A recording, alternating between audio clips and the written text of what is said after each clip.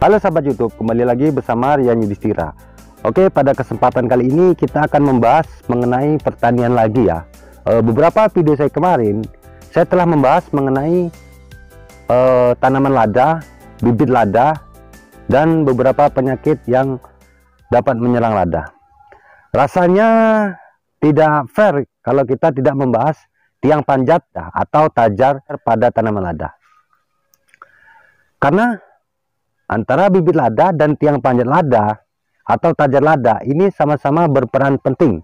Maka dari itu, di sini saya akan membahas jenis-jenis tajar hidup pada tanaman lada. Tajar atau tiang panjat pada tanaman lada adalah tanaman untuk dipanjat lada atau tanaman untuk lada memanjat.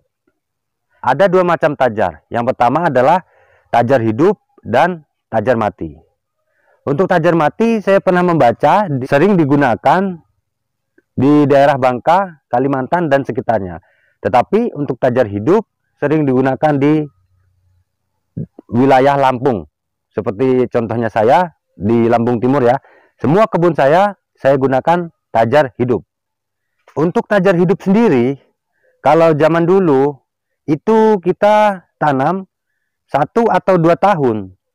Kemudian kita tanam bibit lada. Tetapi untuk zaman sekarang, karena kita pengen cepat punya kebun lada ya, begitu kita menanam tajar hidup, di situ langsung berbarengan bibit lada.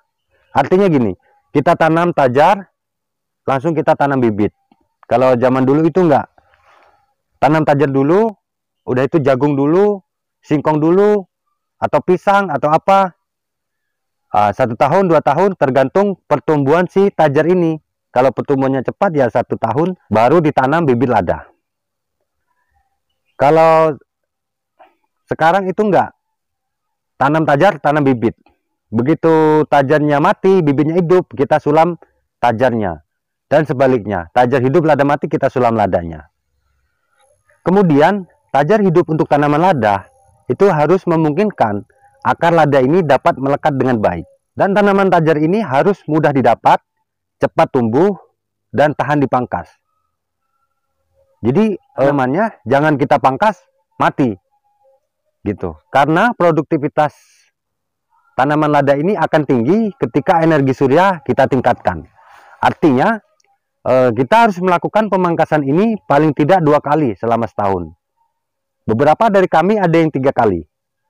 Ya, tergantung kerindangan tajarnya gitu. Sebenarnya dari jenis-jenis tajar hidup pada tanaman lada ini memiliki kekurangan sendiri-sendiri ya. Tetapi kekurangan itu bisa kita tutupi dengan perawatan dan pemangkasan tadi. Baiklah, langsung saja untuk jenis-jenis tajar hidup pada tanaman lada yang ada di Lampung ini, itu mayoritas kami menggunakan kayu dadap duri, kayu kapuk atau randu, dan kayu galam. Atau kalau bahasa daerahnya itu kayu pupuk. Sebenarnya ada tanaman lain yang berpotensi untuk menjadi tajar hidup. Seperti kayu mendaru, kayu mentangir, dan sejenisnya. Tetapi di tempat saya ini sangat susah didapat dan harganya juga mahal. Jadi mayoritas dari kami sudah terbiasa dengan 3 jenis tajar hidup ini. Baiklah, mari kita bahas satu per satu. Baiklah sahabatku, ini adalah tanaman dadap duri ya. Dadap duri atau bahasa latinnya itu Erythrina sumbubrans. Memiliki kelemahan berupa permukaan yang licin ya. Akan saya contohkan seperti ini ya. Jadi kita harus membutuhkan tali ya. Memang tali ini sangat penting ya. Dan dadap duri ini sangat tidak tahan dengan terpaan angin kencang.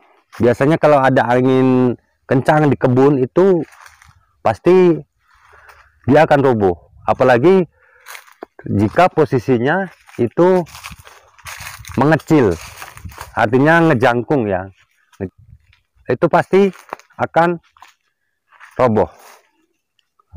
Dan tanaman dadap duri ini Kelemahannya adalah mudah terkena hama penggerak batang. Ya, seperti itu. Kemudian lanjut lagi, di sini ada kayu kapuk seperti ini. Dan ini ini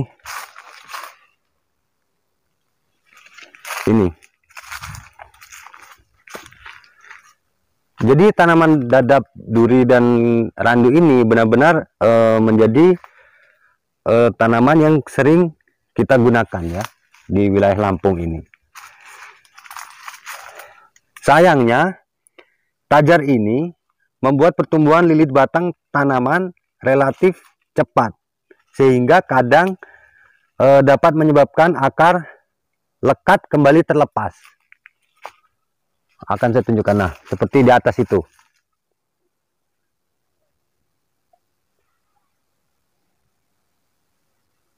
Ini menjadi kelemahan kayu randu ini ya.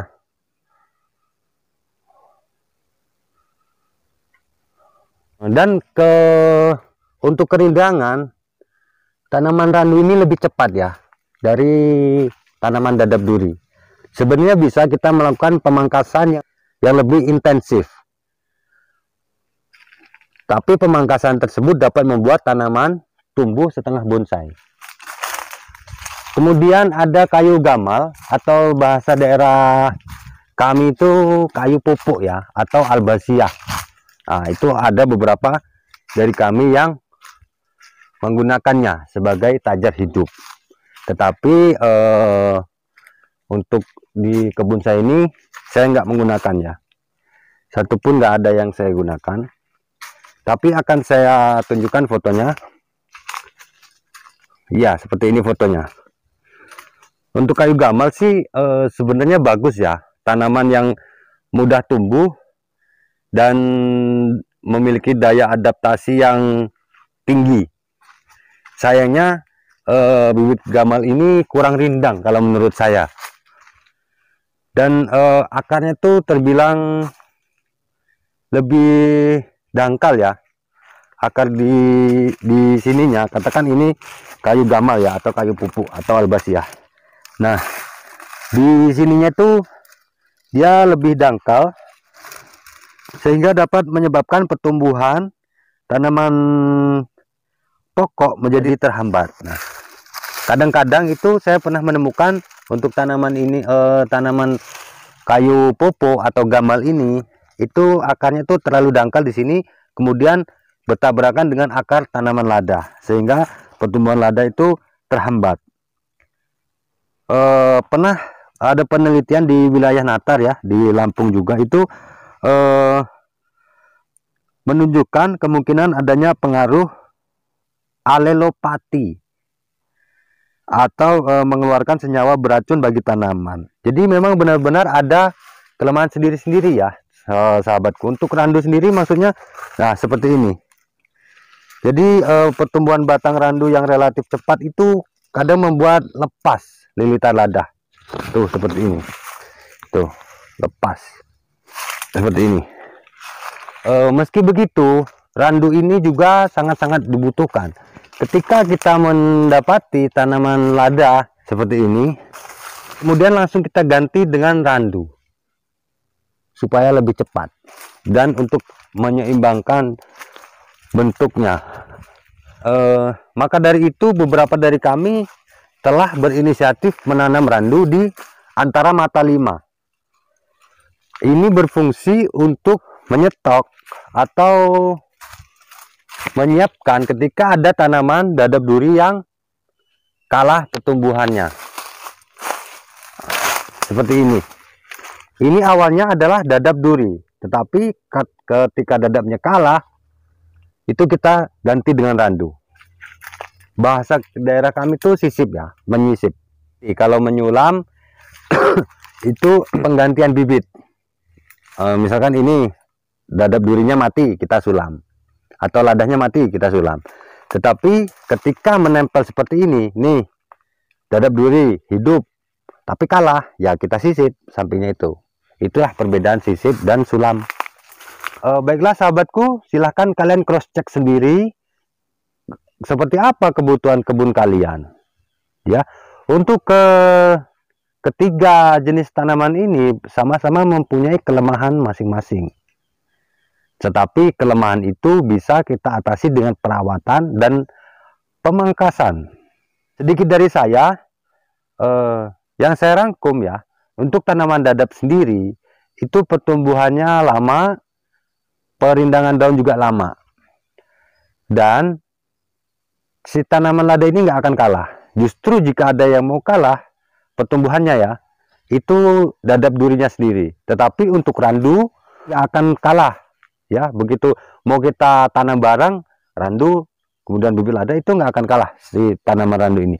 Tetapi ya itu, pertumbuhan yang cepat membesar itu kadang membuat lilitan lada ini terlepas, dan untuk perindangan di atas itu lebih cepat.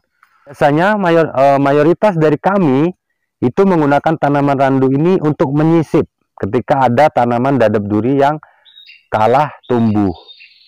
Itu saja video dari saya, kurang dan lebihnya saya mohon maaf. Semoga ini bermanfaat ya buat kalian yang ingin membuat kebun lada. Kalau menurut saya, dadap duri ini yang terbaik untuk membuat kebun lada. Tetapi untuk menyisip itu randu. Untuk tanaman gamal sendiri itu terserah ya. Kalau saya nggak menggunakannya. Baiklah semuanya, mungkin itu video dari saya. Terima kasih buat kalian yang sudah mendukung channel ini. Saya ucapkan wassalamualaikum warahmatullahi wabarakatuh.